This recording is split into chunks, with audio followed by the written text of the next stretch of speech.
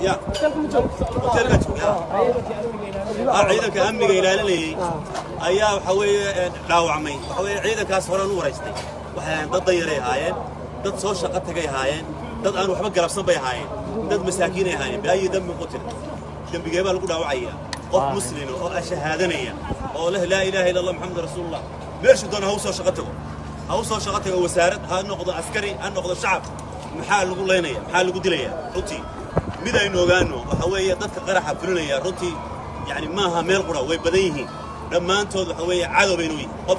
مسكينة ضد الحنية عادوا بينويهين المرة اللي بعده حنقول لنا يا روتي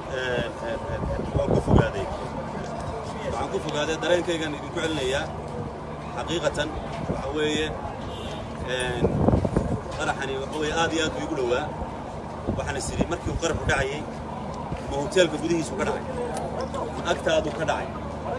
سدو داعي waxaan aragnay dadkii wuxuu ahaa shirrub markuu wuxuu ahaa yaay hotelkii ka sii baxay ilaahay waxaan ka bareynaa inuu u naxariisto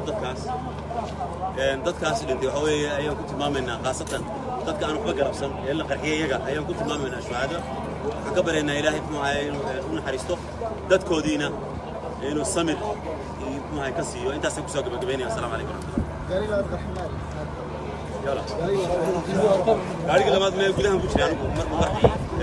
ما نعرف لكن هو هرت يدق عايش أروح على إلى هاي داوع ضدك إلى هاي روتيل يعني يران لما نعرف داوع وكذا تبي ما لقى أقول يو هذا سدلوا شيء هنا بس كذا السلام عليكم